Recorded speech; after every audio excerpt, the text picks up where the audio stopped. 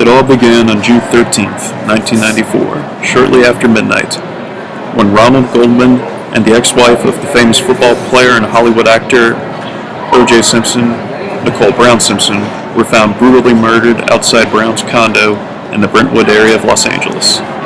Police immediately suspected that O.J. was responsible for the two murders. On June 17th, police charged Simpson with 2 counts of murder. Simpson's lawyers persuaded the police to let him turn himself in that day at 11 a.m. Over 1,000 reporters waited at the police station for O.J., but he failed to show up. At 2 p.m., the LAPD issued an all-points bulletin, making it their mission to arrest Simpson. By 6:20 p.m., a motorist notified the police that he saw Simpson riding in his white Ford Bronco driven by a friend. A police officer found him at 6:45 on the interstate highway. The driver, A.C. Cowlings, shouted to the officer, letting him know that Simpson was in the back seat and had a gun to his own head. Although the officer backed off, up to 20 vehicles joined him in the pursuit. Simpson's former college football coach, John McKay, went on air at the encouragement of others and asked Simpson to turn himself in. Later, O.J. replied, "I'm just going to go with Nicole.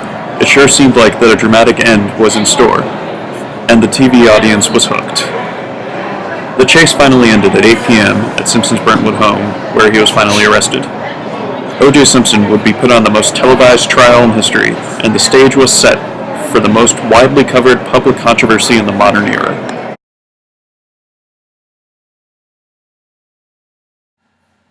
An issue in this case, which sparked much controversy, was the evidence. There was a substantial amount of evidence from the case to prove O.J.'s guilt. However, there were also speculations that investigators and police tampered with and contaminated evidence, and even the crime scene. Some of the reliability of the evidence was in question. The important forms of evidence were the Ford Bronco, which belonged to Simpson, a pair of leather gloves, of which one was found at the scene and the other at Simpson's residence, blood-splattered socks also found in his home, cuts on his left hand, hair follicles, and shoe prints, which would later be relevant in the civil court case. Evidence suggested that the blood patterns on the car door handle were consistent with O.J.'s bleeding left hand. Also, there were traces of blood from Nicole and Goldman on the center console of his Bronco. The DNA analysis of the bloody socks found in Simpson's home proved to be Nicole Brown's.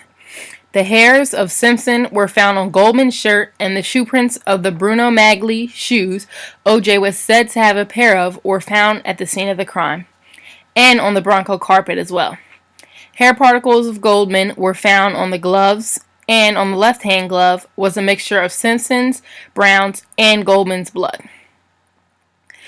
The gloves were known as Eris Light extra large gloves, and O.J. owned a pair of these. Both gloves were matches, but the issue with the glove in court was that the prosecution believed that the glove shrunk from being soaked in blood and from frozen to unfrozen.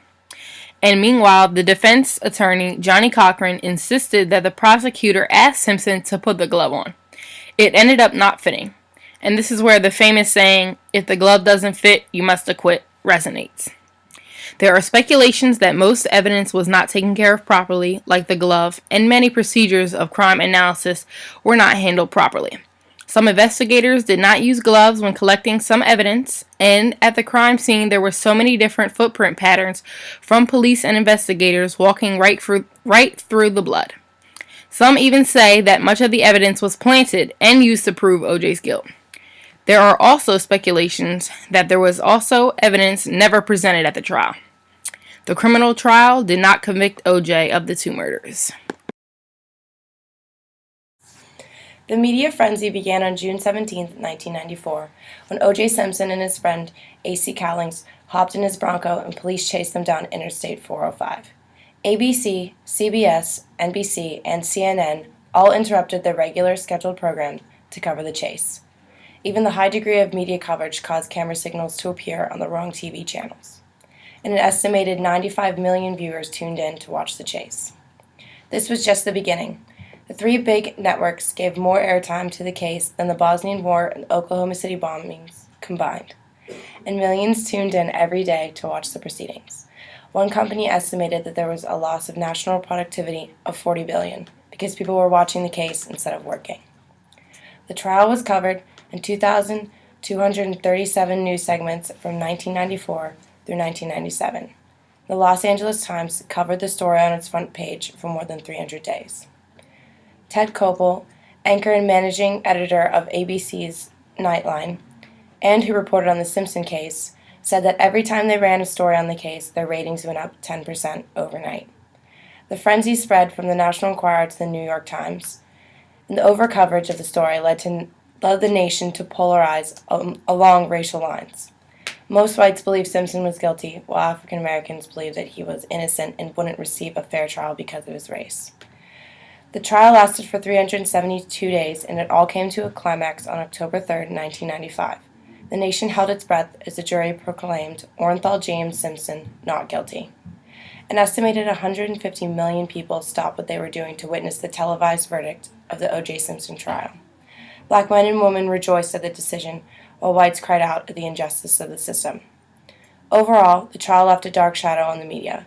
It showed that no matter the importance of a story, if it had certain elements of drama, enough to keep the viewers watching, it was reported on. Drama-filled stories now crowd out the actual news and leave the public less informed. O.J. Simpson was largely unsuccessful in persuading the court of public opinion of his innocence. In a poll taken during July 1994, 62% of American adults said that Simpson was probably guilty, while 21% said he was probably not guilty. By October 1995, near the end of the trial, there was very little change in public opinion about Simpson's guilt or innocence. In a poll taken at that time, 57% of the respondents said Simpson was probably guilty, while 18% said he was probably not. The most intriguing aspect of this poll is the significant difference in public opinion between white respondents and black respondents. 64% of the white respondents said Simpson was probably guilty of the double homicide, while 11% said he was probably not guilty. Meanwhile, 12% of the black respondents said he was probably guilty, while 59% said he was probably not guilty.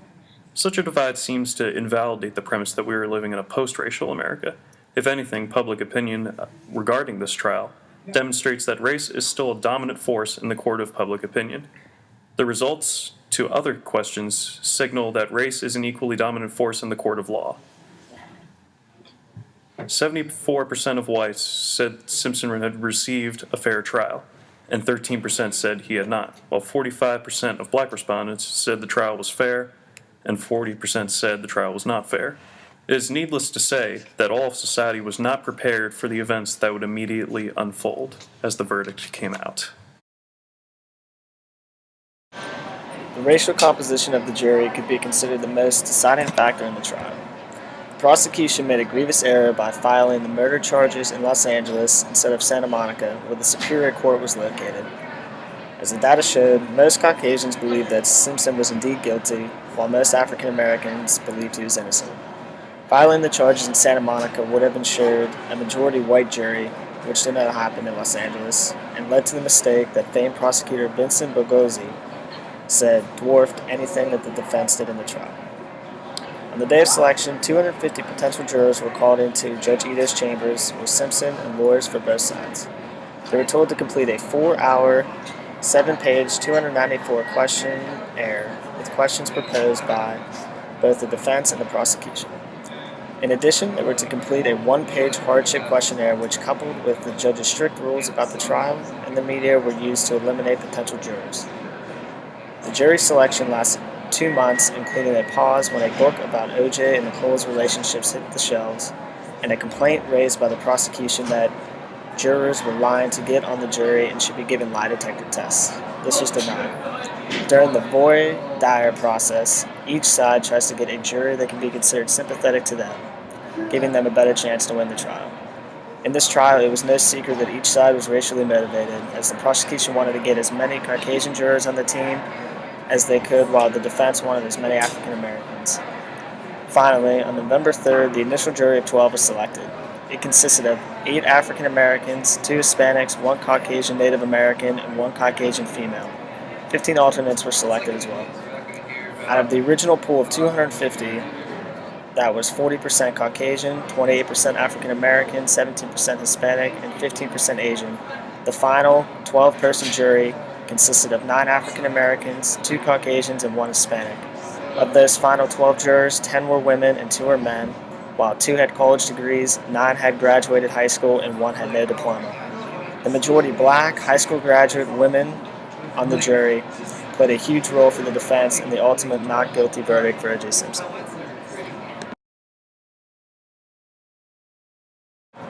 It was over for now, but in 20 days it all started again. After the Goldman family filed a lawsuit against O.J. Simpson for wrongful death, a civil trial to determine his liability began on October 23rd.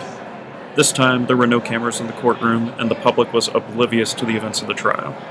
Because this was a civil trial, Simpson could not be criminally prosecuted for the murders, but the jury determined that the lawsuit was justified.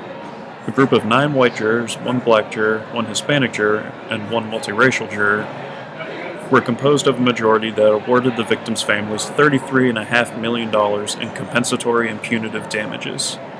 The striking contrasts between the 2 trials suggests that the media holds significant power in the court of public opinion.